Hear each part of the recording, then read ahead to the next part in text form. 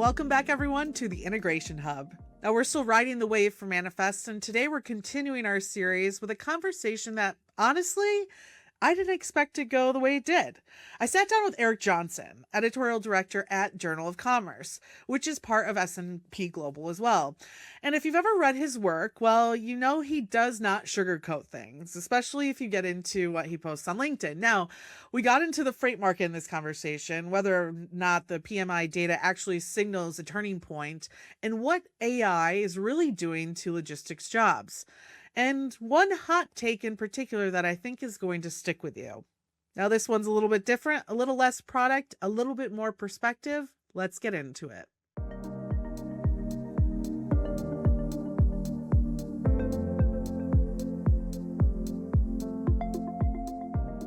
Eric, happy to have you here. Look at us. Awesome to be here. I know. Look at us. Who would have thought? What's that Hot Ones with Paul Rudd? Look at us. Oh, yeah. Exactly. Yeah. Look at us. Our, and people will ask me, if we like each other, which I think is kind of funny. And I'm like, honestly, personally, big respect to you. I think that I know for a fact that your international knowledge surpasses mine by far. I'm like a domestic truckload girl at the end of the day. Yeah, but you have the operational side that I've never had. I've never moved freight, right? And so, but I appreciate Clip it. The respect has always been mutual. That's awesome. 100%.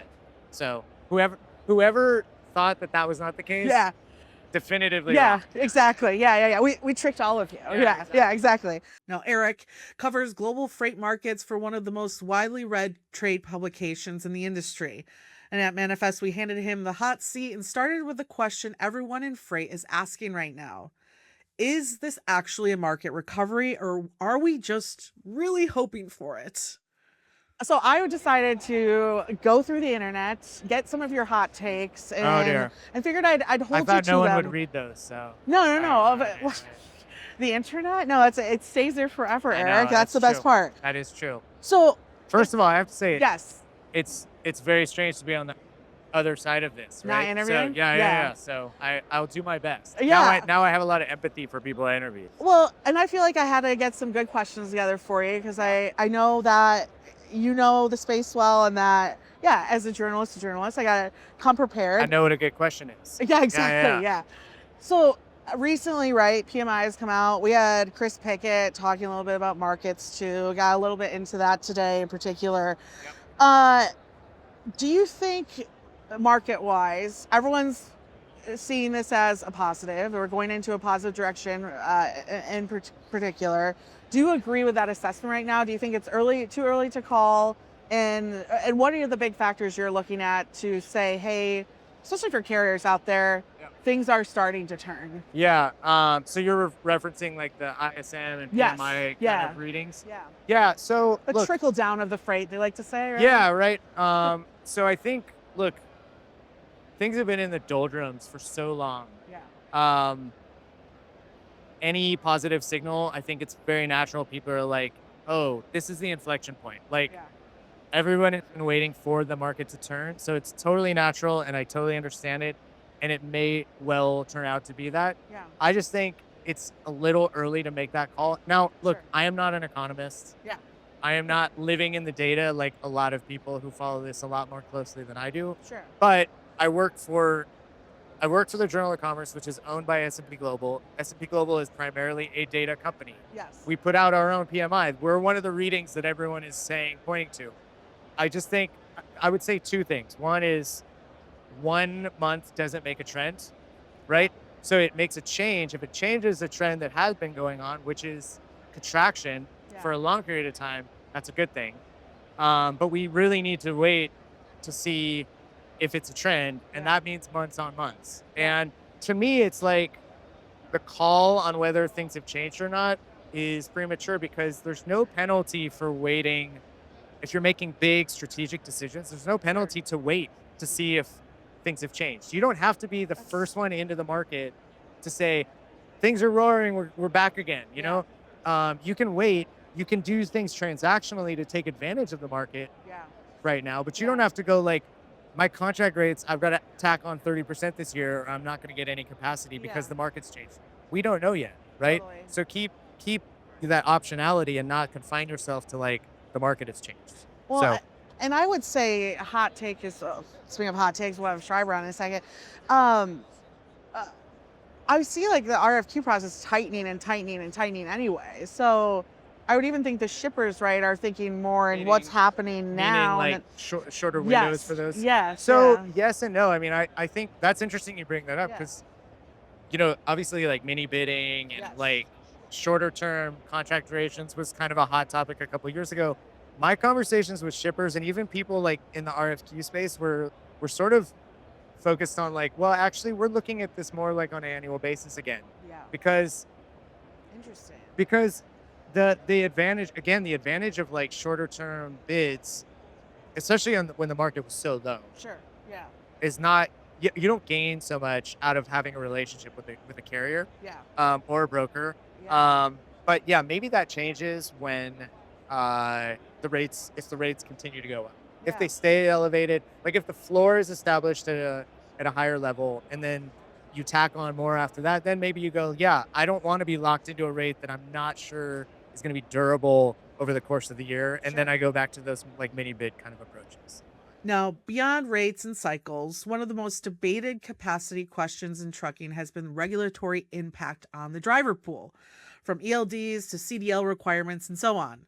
So we asked Eric how much weight he puts on regulation as a capacity constraint as well. Interesting.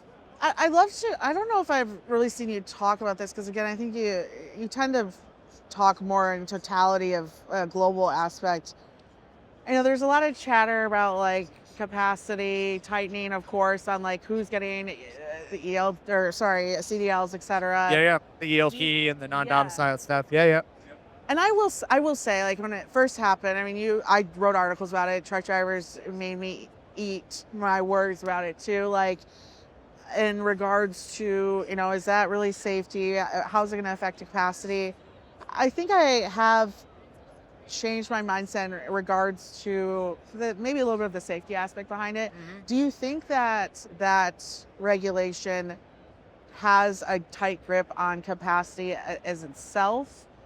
Do you think that number is big enough to really push something? Or even like what could Yeah, be interesting is like if the FMCSA, because I think this is a real question, yeah. let's say in a perfect world they did get the resources to really start tackling, Enforcing it. Yeah. would that headache kind of like almost when people are forced to go to ELDs, could that affect capacity in a true way? I think it's fair to say, like, I believe that we constantly live in a world between extremes, Yeah, right? Like, if your position on anything is this is the only reason why something is happening, yeah, that's probably wrong. It may be right, but it's probably wrong. sure, sure, If sure. if it's having zero impact, Yeah, that's also probably wrong. So yeah, it's somewhere in the middle. I would say the regulatory focus of the government on the driver pool yeah, is having some impact on the market. I am not the right person to say what that impact is because I totally. don't study it in that way. Yeah, I report on what people are telling me. yeah, Um, so I can't say definitively like that was the tipping point or that's 90% of the reason why the pool is kind of like where it is. Um, I mean, I will say I default to it's a low barrier to entry industry, right? So if totally. there are people that should not be driving or certain that the federal agencies responsible for regulating it Yeah, decide they should not be driving and the demand is there for what those drivers were providing from a capacity perspective, yeah, that will eventually solve itself yeah. because people will enter the industry. Just like the ELD situation. Just like the Like it was ELD. a Yeah. headache for a couple of years. Yeah, yeah, yeah, yeah. And Yeah, then that will take time to work itself out. yeah, But I don't think I personally don't think that like taking those people out of the driver pool is like a an event that is in perpetuity, like sure. shapes the driver pool forever, right? Yeah, Like the driver pool will be as big as it needs to be yeah, when demand recovers, yeah, right? yeah. Come hell or It high water. responds that way. Yeah, Yeah, yeah, yeah. yeah, yeah. Interesting. Now, from market cycles to capacity, we made our way to the conversation no one at Manifest could avoid. Eric covers technology adoption across global supply chains, and his take on where isn't delivering is one of the most honest assessments I've heard. All right, AI. Okay. Have you heard about AI? Yeah. I'm talking to someone later today. I'm really interested to hear about it because I've not heard anything about it. So no. Uh, But my favorite is you can't spell supply chain without AI. You can't spell tariffs without AI. You can't spell fail without that's how AI. vowels work. That is how vowels. Yeah, There's yeah, not that many vowels. yeah. That's true. I'd like to buy 2 vowels. Yeah, that's true. Yeah. That's true. And it would be A and it'd be I. Anyone in particular that you feel like, or maybe not the company names, we don't want to throw out Or like that segments out or there. categories. Segments that Yeah. you're more bullish on than others. So I think about it this way. I think like 2 different dimensions are interesting to consider right now. So the one is like we're sitting here on what is it, February 10th. Yes. In the lead up to this event, there was like this explosion of stuff on Twitter Yeah. or X. Sorry. Yeah. Another. How dare you? Yeah.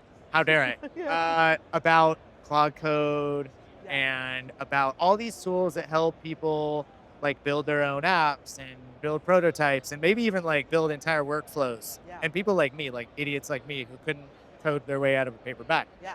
So that conversation in the context of like the systems that big enterprises in our world use is very interesting. And we're not at a point right now where like I think anybody who's building like a big piece of software needs to go, oh, we can be replicated over a weekend, right? Because it's not just the code, it's the connections, it's the trust, it's like, can you keep it secure? Yes. Are you like, what's your update schedule? Yes.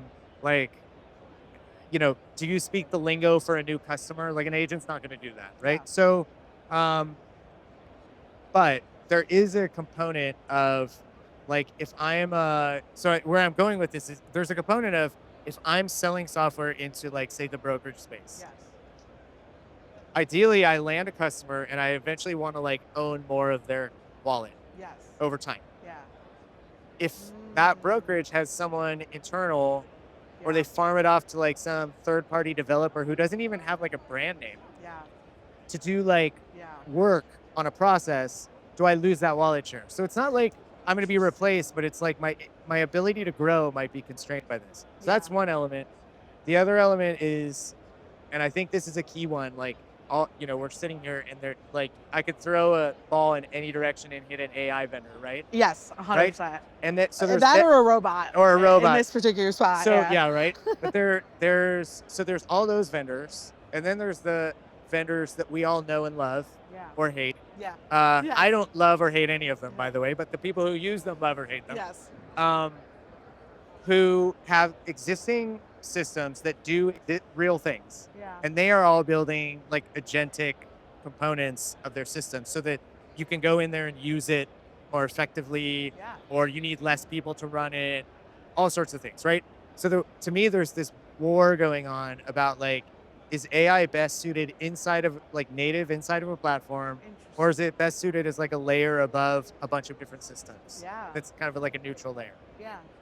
And by the way, I don't think there's one right answer. Yeah. Like different companies are going to approach that differently. Totally. So on that note, from like the shipper's perspective, when you talk to them in particular, are they, on that buzzword of AI looking for it? Do they want to see action if it is being used? Yeah. Hey, from a marketing standpoint, Yeah. is that working with the shippers? If I'm, selling some type of shipper tool, procurement, et cetera, and I'm throwing AI out there, am I getting that return, or are they still concerned about if it's actually working? I think so. My feeling right now is on the shipper side of things, there is relatively small benefit to gain from being on the bleeding edge of this stuff. Yeah. And by that, I don't mean like that you bury your head in the sand and pretend it doesn't exist. Sure. I mean, you should be highly aware of what's going on. Yeah. You should be thinking about whether there's like an agent or some sort of tool that you can use to help you, whether it's procurement, whether it's TMS, whether it's, I'm looking at Schreiber, I said TMS. Yeah. Whether it's invoice auditing, like the normal components that have been addressed for 30 years. Like, is there a tool that helps you do that? Now, you should be aware of that. Yeah. But do you want to take on all of the like pain and risk and cost of doing that yourself, or do you Totally. want to like let your 3PL do that for you, Yeah. take all the scars, and then like learn it almost through them? Yeah. Well, on that note, what do you Yeah, make of like the quiet logistics situation, right? Because honestly, yeah, like when that deal happened, I thought genius. I mean, I know like Home Depot's done that as well, and they're starting to divest from that too. yeah. Can they run that? There's been a few different runs at like shipper as 3PL, as external 3PL at a big scale. Yes. And they've all sort of failed. And Yeah. like, I wouldn't be presumptuous enough to say, like, I know the reason why they've all failed. I don't think Yeah. there's like one single reason other than I always default to like, what is your core business? Yeah. Totally. And 3PL, this is why I find super interesting what's being aimed at like brokers. Yeah. Let's talk about brokers specifically. Yeah. That's your, Yeah. history, Go right? ahead. Like your existence is like two things: Yeah. capacity, relationships on that side, volume, shipper relationships on the other side. Yeah. It's all that. Like, so whatever you invest in is based on serving one of those two things to the best of your ability. If you're a shipper, even if even if you think you have a huge opportunity to like drive revenue outside of your core business, Yeah. you're never going to be first priority. For AEO, you're never going to be first priority. Your first priority is making product and selling Yeah. product, Yeah. like physical Totally. apparel, right? Yeah. So, Yeah. um, Which has its own struggles right which has now. its own Yeah. struggles. Yeah. Like, I mean, there's probably 50 buckets of investment that a American Eagle needs to like think about in any given year. Yeah. And so, Yeah. so I think these things are, in a sense, like that will always be the struggle. I mean, there's also things like, I mean, I think Walmart took a run at this a while back. Yeah. It's like, there's the classic challenge. Like, if you're a retailer, are you going to like work with Walmart Yeah. to have them be your 3PL? Probably not, Probably not, no. So, um, it's a challenge. I think even aside from the tech, Yeah. right? And then say everything works out well, then you still have to get the tech right. Yeah. And by the way, you're competing in a ferocious market where every single 3PL lives and dies to compete. Yeah. And do you have that mentality the same as they do? Because they die if they don't win. Totally. And you don't, like, AE is not going anywhere just because Quiet went away. 100%. So- And I always wonder too, like, just like margin wise, like the economics of a retail business, and then especially in this market, How does that work? them seeing Yeah, the yeah. margin and what would need to be done to improve that, Right. if it could be improved. It's just like, why are we even doing it? Like, Well, it makes like if you map it out on a whiteboard, it kind of makes sense, right? Because you can Yeah. go like, oh, well, basically, if I can find a way to like subsidize my own logistics costs yeah.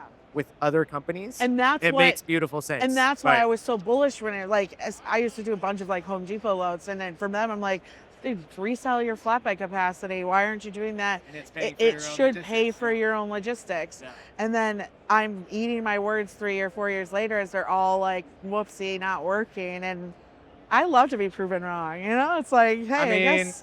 Well, I mean, we were talking about this last night. Never underestimate the industry's ability to turn their back on a good idea. You That's did say that, yeah. yes. So Yeah. That's my catchphrase. We wrap the way any good freight conversation should, and that's with a hot take. So I asked Eric what he'd put down on the table going into 2026. I mean, we were in Vegas, right? So why not? And what he said, I think a lot of people in this industry are going to hear and feel uncomfortable about. And that's probably the point. To wrap this up, what's a hot take you got from us? Maybe being here at Manifest, seeing different panels, going into 2026. Yeah. If you had to put money on the gambling table, what are you throwing out there? I mean, we talked a little bit about this too. Yes. So this is like a foreshadowing, but Yeah. I didn't know this was going to be my answer, but we just talked about this. So AI. Yeah. I think I think it's both slightly overhyped in some ways, Yes. and totally underappreciated in other ways. Yes. And I think one thing that everybody in this room, I wouldn't say everybody, I'm sure there's people who are aware of it, but a lot of people in this room, including you and I, have not reckoned with is like, not everybody is going to go from low like entry level, low value add work to being like a strategic thinker at their company. You don't need 80 like chief strategy It's officers the in the pitch of company. now everyone. Can do high value add and customer facing work. It's like, no, the customer doesn't want 40 people talking to them in your company, right? So Yeah. I think there's an overestimation for how people get redeployed, because I think we have to say jobs are going to go away. Yes. Jobs that exist today, and there will be new jobs that are created that we don't even know what they are. Yes. But the people who might not have jobs in 3 to 5 years, Yeah. it's not like you can just like put them in these new jobs that we don't even know what they are. Totally. Like I was thinking about this earlier today. Like I think it's like a guarantee that there's going to be a job like VP of agent swarms. You know, that's cool. gonna be Yeah. that's gonna be definitely a job title at some point. Yes. I know maybe it'll be more like corporate sounding, Yeah. but that's gonna be a job, and no one has that job right now, at least in logistics. Yeah. They have it in like Anthropic, but they don't have it in logistics. So we have to like get our arms around like that. There's gonna be a bunch of people who disappear, Yes. and then there's gonna be new things that reappear, but it's not gonna be the same people who take those jobs. Yeah, it's like if I had to like put it bluntly, for like a logistics or like a brokerage business model, Yeah. you don't need that many heads to book $1 million in revenue. And so you get rid. I mean, I'll say the way C.H. Robinson says it, right? The human capital it can go. You know, it's like I love when they say that the human capital is not like a human. Human you need a capital, person I like with a know, soul. I Yes, know. yes, yeah. Well, I mean, Yeah. we're our own. I mean, like we've called it human resources for a Yeah, long yeah, time. yeah, Like we're like water or Yeah. rare earth minerals or something. But Exactly. you know, it's what it is. So Thank you, dude. Appreciate it. this is awesome. Yeah. This is amazing. We I should know. do this more often. We should. Yeah. Heck yeah. And Eric Johnson, my good friend at Journal of Commerce, said it. AI is both overhyped in some ways, but totally unappreciated in others. And I think the tension is exactly where the most interesting work is happening right now. At Orderful, we're building in that space. We're making the integration infrastructure that connects trading partners faster, smarter, and with less friction than it ever has before. And if you want to see what that looks like, of course, check that out. Link up with one of our experts at the link below. Thank you again so much for Eric on this one. And thank you again for watching the Integration Hub. Until next time, stay connected. Still relying on legacy EDI? Manual work, costly van providers, and slow onboarding are holding you back. Orderful changes everything. Onboard trading partners 10 times faster, automate every transaction, solve production issues in seconds, and stay compliant across all your trading partners. Connect once, trade with the world.